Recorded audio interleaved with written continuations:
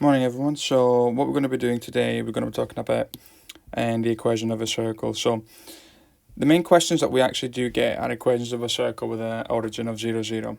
And we've actually talked about how any equation of the form x squared plus y squared equals to r squared is a circle with a center of 0, 0 and a radius of r. So say for example I've got a circle with equation equals to 25. This would mean that I've got a circle with a center 0, 0 and a radius of 5. I can also check if a point belongs in my circle. So if you can actually see for this example, so that 5 minus 2 lies on the circle with a radius of 29 and center 0, 0. So that means the equation of that circle is x squared plus y squared equals to 29 squared. So therefore x squared plus y squared equals 29. Now by substituting you can actually see that 29 equals 29. So therefore it does belong.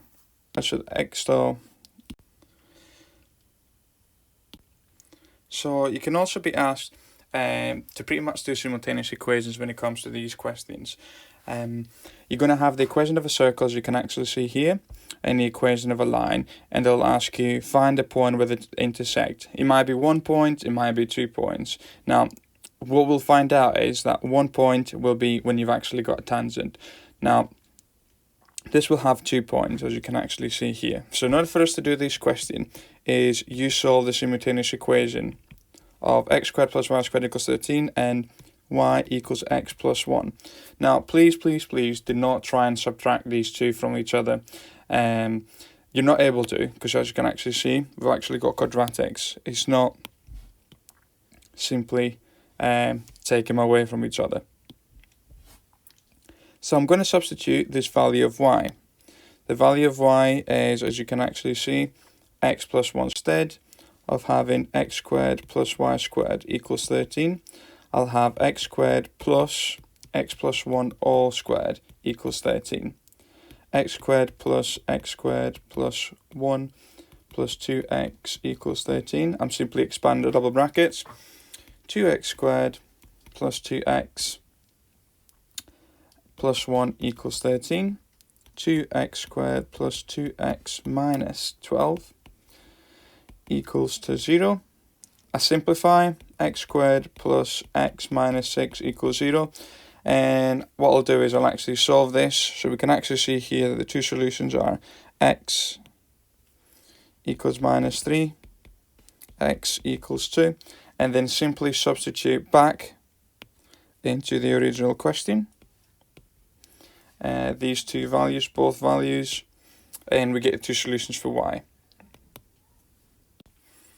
Then he's asking you, question B is asking you find the length of chord AB. Now for AB, you know that point A now, we've just worked it out, is minus 3, minus 2. Point B is 2, 3.